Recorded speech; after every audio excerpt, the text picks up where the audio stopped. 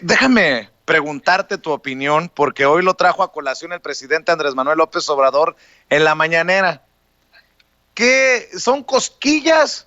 o sí genera ruido cuando la oposición va a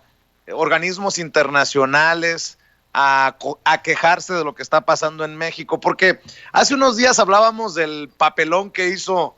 Gustavo de Hoyos Walter al referirse a su majestad y que básicamente se fue a quejar ante el rey de España por lo que ocurría en México, pero hoy el presidente dice que el embajador de México en el Vaticano le ha dicho que opositores han ido hasta quejarse con el Papa Francisco. Hazme tú el favor, profe, tú que eres profesor de Relaciones Internacionales, dime si esto es un ridículo o si esto es de preocupar en el contexto en el que también en el documento que dio a conocer el presidente en la mañanera del BOA, del frente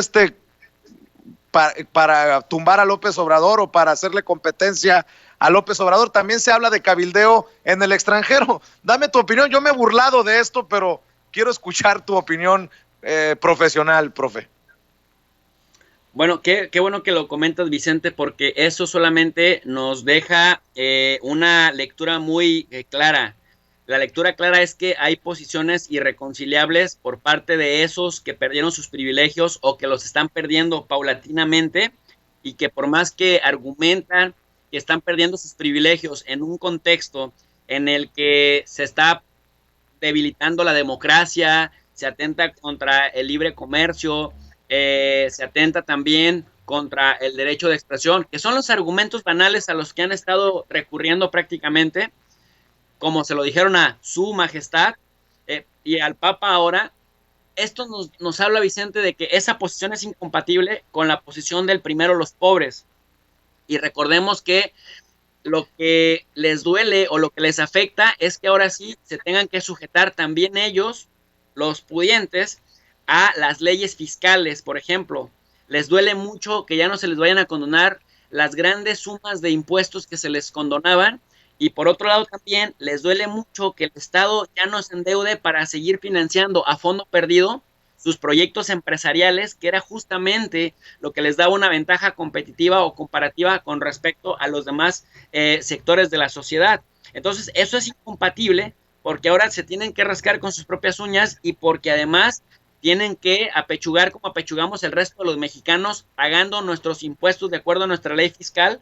en proporción a nuestros ingresos. Que eso me parece, por ahí lo decía Gerardo Fernández Noroña, muy interesante. Decía, no se necesitan grandes cambios, excepto que los que pueden pagar impuestos no lo hacen al amparo del cobijo del Estado, pues lo empiecen a hacer, ¿no? Generalmente los portentosos, que se han hecho portentosos en gran medida porque no pagan los impuestos que les compete de acuerdo a la ley, es decir, que sin inventarse ningún hilo negro, solamente aplicando la ley que ya tenemos, es suficiente para que esto se pueda ir equilibrando poco a poco, porque imagínate, Vicente, el estado de administraciones anteriores era prácticamente el de recolectar impuestos para darle más a los que más tenían, no les cobraban impuestos a estos, le llamaban incentivos fiscales para la creación de empleo, pero luego vemos que no crean empleos ni dignos en términos de salarios,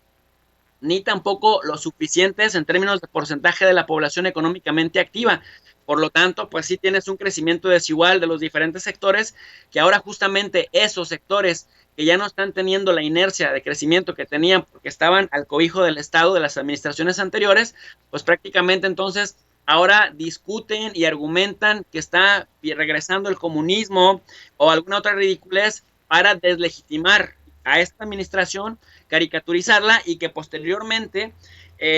con toda falta de respeto a las propias instituciones y a la propia Constitución y al propio Estado de Derecho, echarlo a pesar de que la mayoría de los mexicanos votamos por él en el 2018.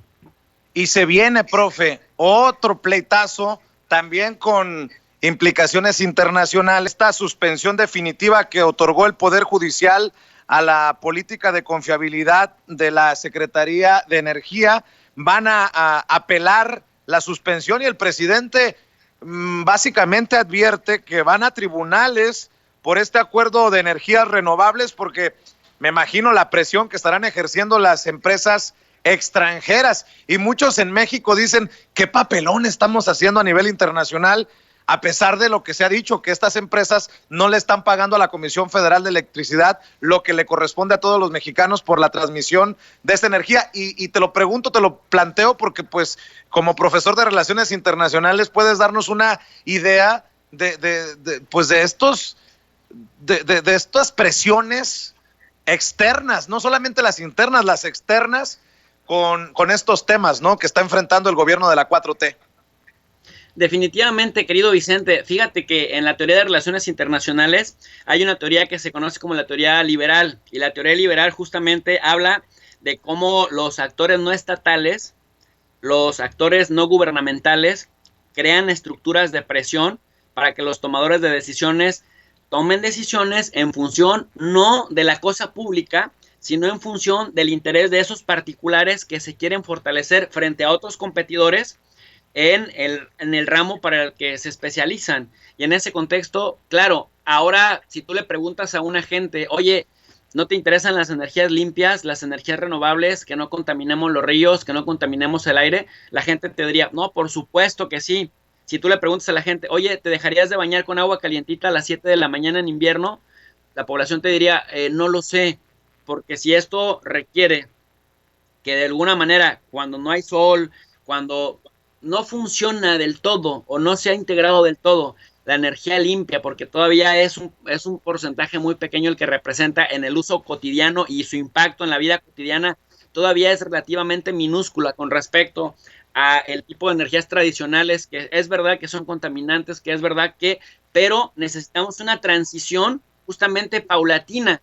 y esto lo que han hecho es que el que arriesgue y el que pueda perder en la apuesta sea el Estado. Entonces son emprendedores o empresas emprendedoras en sectores que son muy populares, como el tema de las energías renovables, sin asumir los riesgos que un emprendedor, que un empresario debiera. Es decir, le cargan la ganancia a sus propios bolsillos, pero le cargan la pérdida, o pretenden crear estructuras que le carguen la pérdida al Estado. Y en ese orden de ideas, me parece que hace bien el gobierno en velar por la cosa pública, en velar por el interés de la gente, y que los particulares sigan moviendo su interés particular. Pero me parece muy importante, Vicente, que se presente un frente de resistencia. No lo digo en la cuestión nacionalista porque no quiero ser xenófobo, sino más bien en la cuestión social, en la cual el Estado, desde su origen y desde su naturaleza, fue creado para velar por la cosa pública, por el interés de los contribuyentes, por el interés de la gente. Y obviamente los particulares fueron creados y diseñados no para ser armas de la caridad o hermanas de la caridad, sino para velar por sus propios intereses. Entonces me parece incluso sano que sean instancias o tribunales en donde finalmente se termine por dirimir esta controversia, porque justamente para eso es. Pero fíjate, Vicente, qué interesante. A pesar de que dicen que el presidente López Obrador es autoritario, aquí se está viendo un ejercicio verdaderamente democrático, porque el gobierno mexicano no negocia, o por lo menos este gobierno en el nivel federal, no negocia abajo de la mesa. Muestra posturas firmes, no cede ante presiones ni ante difamaciones en los medios tradicionales, y entonces los otros hacen lo que les toca hacer, ir, meter un amparo. Supongo que el juez está actuando de buena fe, otorga un amparo porque probablemente vio fallas al debido proceso, y entonces en los tribunales es donde se va a dirimir. Eso te habla de un camino a una democracia cada vez más sólida, Vicente. Pues, profe, me da mucho gusto siempre contar con tus opiniones, con tus comentarios, con el análisis que haces para la audiencia de Sin Censura, y quiero que te despidas como siempre,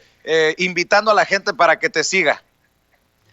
Muchísimas gracias, querido Vicente. Pues invito a toda tu gente a que se venga también conmigo al canal de Tu Profe de RI para analizar temas relacionados con la geopolítica, las organizaciones internacionales y cómo esas interacciones mundiales, Vicente, nos impactan a México, pero también cómo México, el día a día, el acontecer mexicano, impacta y tiene sus influencias en el acontecer internacional. El canal se llama Tu Profe de RI, y el valor agregado que tiene es que le ponemos lecturas en la descripción de cada video para que la gente complemente la exposición oral de las clases, de las sesiones, justamente con su lectura, como lo hacemos en las universidades.